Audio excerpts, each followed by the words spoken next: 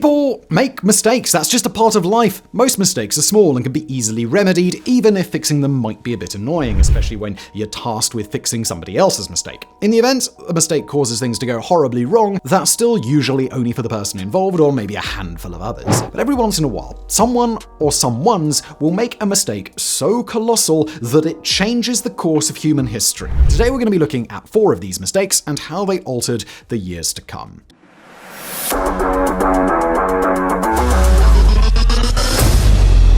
Have you ever wondered how to keep your skin feeling as fresh and as radiant as you are inside? Well, listen up, because today's sponsor, Foreo Sweden, has the answer. This is the UFO 3, the ultimate deep facial hydration device. Now look, I'm not exactly a skincare guru, but even I know hydrated skin is happy skin, and that's where the UFO 3 comes in. It's not just a device. I mean, it is a device, but it's also a spa for your face in a device. UFO 3 increases skin moisture by 126% in just 2 minutes. That's quicker than brewing your morning coffee, isn't it? And guess what? It's more effective than a sheet mask alone. In fact, it's clinically proven to reduce the appearance of wrinkles in just 1 week. So, what is the secret sauce? Well, it combines warming thermotherapy, cooling cryotherapy, and full-spectrum LED therapy to give you the ultimate skincare experience. The warming softens the skin, helping those mask ingredients penetrate deeper for optimal hydration, especially during the winter months. And let me tell you, it feels great. And here's the kicker.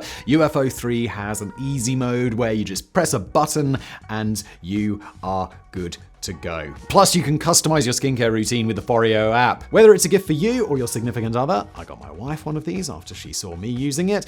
It's a great thing to buy. Foreo has a special offer for you. Click the link below and you'll get a 30% discount on a UFO 3. And if you use the code 10SIDE, you'll get an additional 10% discount. Don't wait, because this offer's for the first 50 people only. Don't miss out. And now back to today's video.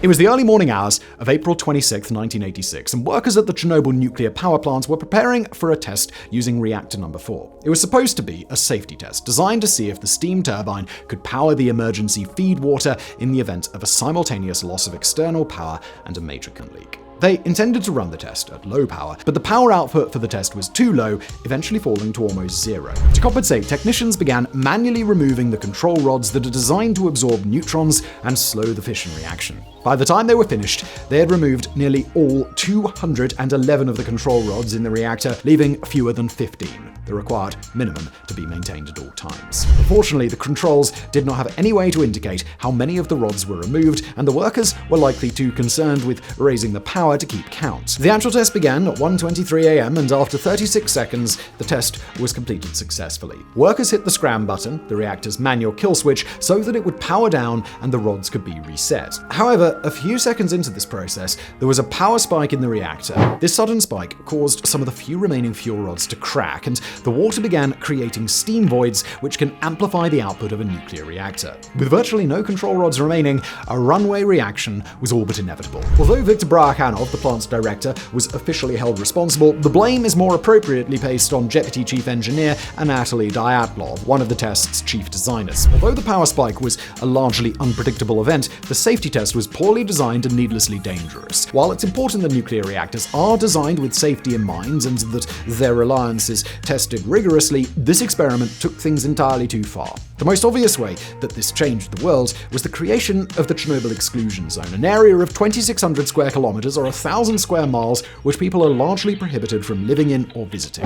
That was certainly the immediate impact, but there was a much bigger way that this impacted the entire world. Now that's fear. It's well known how devastating the effects of nuclear weapons can be, and people tend to think of a reactor meltdown as being equivalent in scale. This was especially true for people's perception of Chernobyl, which remains the worst nuclear accident of all time, with an estimated 4,000 deaths from radiation. However, if you look at other nuclear reactor accidents, most are believed to have resulted in 0 deaths and even indirect deaths from radiation. Even Fukushima, the only other level 7 nuclear accident, is believed to have resulted in 0 deaths. Any deaths were officially attributed to either the earthquake or tsunami that caused the nuclear accident in the first place. Despite all of this, and because of the ongoing Cold War and the fact that there were still plenty of people alive who remembered the international nuclear detonations in Japan, the idea of anything nuclear became too terrifying for most people to handle. Nuclear reactors are much safer for the environment and cheaper than fossil fuels. Plants have higher upfront costs, but 60 to 80% of a nuclear reactor's cost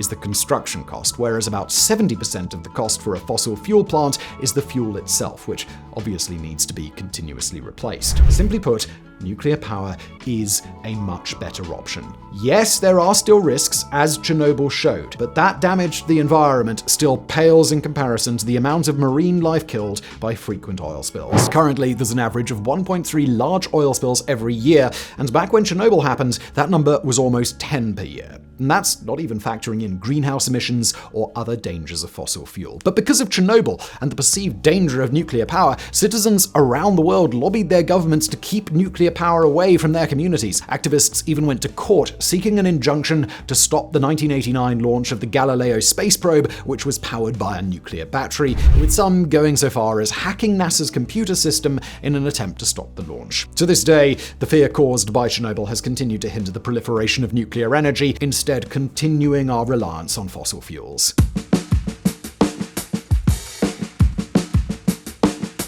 In May of 1588, Alonso de Guzman, a Spanish aristocrat with no naval experience, was charged by King Philip II to lead the Spanish Armada against England. Departing from Lisbon, he was to sail up the English Channel and join the Duke of Parma in northern Belgium. From there, they would lead an invasion with one simple goal: overthrow Queen Elizabeth. Okay, maybe their goal was more lofty than simple, but neither duke had the experience to know any better. As the Spanish Armada approached Plymouth and attempted to sail up the Channel, they were met by a fleet of English ships. The English fleet was composed primarily of armed merchant vessels, but they outnumbered the Spanish 197 to 137. Perhaps more importantly, the English had 34 warships to only 24 in the Spanish Armada. The fighting took place over the course of July and August, and from a tactical standpoint, it showed that England perhaps might have been vulnerable. From a more practical standpoint, however, it was an embarrassing defeat for Spain. They lost 34 ships and scuttled 10, while the English forces only lost 8 ships. The Spanish Armada had also been ravaged by disease, as the ships were overcrowded, allowing disease to quickly spread. They were short on supplies as well, as the initial invasion had been delayed by a year, but much of the food aboard the ships was not replaced. This assault against England may originally have been a good plan in theory, but it was defeated by its own mismanagement and poor execution. The immediate result of this was the beginning of Spain's decline as a naval power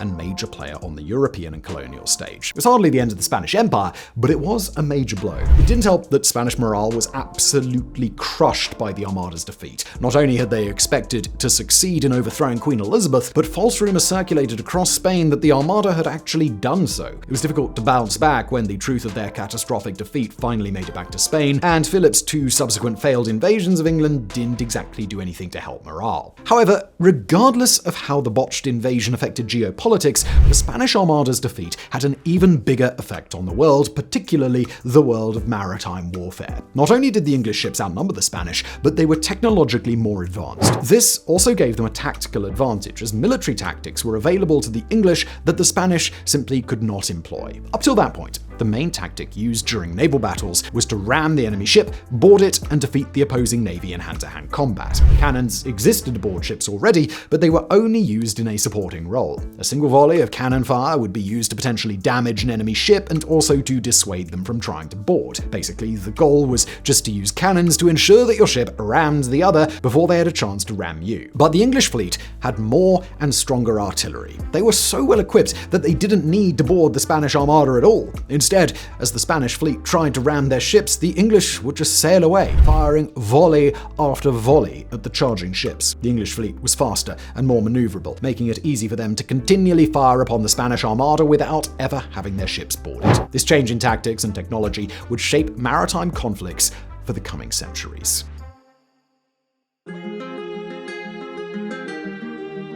By the 4th century AD, the Roman Empire had become a victim of its own success. It spanned Western Europe all the way to England, Northern Africa, and into the Middle East. Not only was it a massive amount of land, but the slower rate of travel back then would have made it seem much larger in comparison to today. This provided a number of issues for the Roman emperors, one of the most important of which was defending their border. There was just so damn much of it, a consequence of the empire's large size. Rome also wasn't really near the action. Persia is often regarded as the world's first superpower, and in the 3rd century, the Sasanian Empire, or Second Persian Empire, began rivaling Rome in the east. There needed to be a center of Roman power closer to Persia to help defend against potential invasions. For over a century, Roman emperors tried to find a way to solve this by having multiple rulers across the empire who would act as equals or close to it. Among the most famous attempts was Diocletian's Tetrarchy, or Rule of Four, but it fell apart after just one generation. A more permanent restructuring seemed inevitable, and this occurred in 395 following the death of Theodosius. Even though the empire had already had multiple rulers, 395 is generally regarded as the official split of the Western and the Eastern Roman empires. And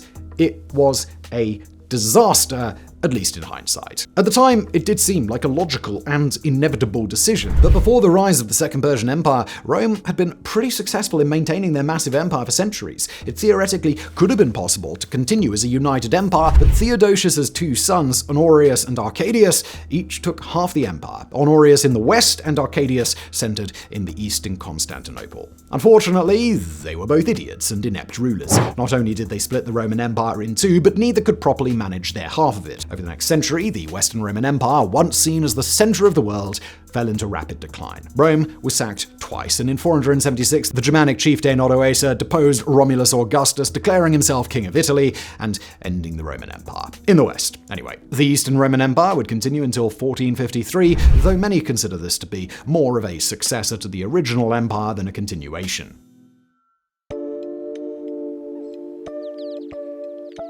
There's a well-known adage that those who don't learn from the past are doomed to repeat it. However, that lesson seems to have been lost on European conquerors who repeatedly chose to invade Russia during the winter. Perhaps the first notable instance of this occurred in 1708 with the Swedish invasion of Russia. King Charles XII of Sweden had just made some huge gains in Western Europe against the Danish and the Polish. He'd even enslaved the Polish king. Not wanting to slow down his conquest, Charles decided to march his men east across the frozen Vistula River in the middle of winter. Charles's generals had advised against this, but it was the sort of tactic that he is famous for. Ever the risk taker, Charles's main military strategy was to move large amounts of troops as quickly as possible across difficult and unexpected terrain. They nearly caught up to Peter the Great as well, arriving in Belarus just 2 hours after Russian forces had evacuated. However, what Charles hadn't anticipated was Peter's strategy of scorched earth. Russian forces spent nearly a year in retreat, burning unharvested crops as they went. By the time the next winter rolled in, around late 1708, Charles's army simply didn't have the resources to contend with the bitter Russian winter.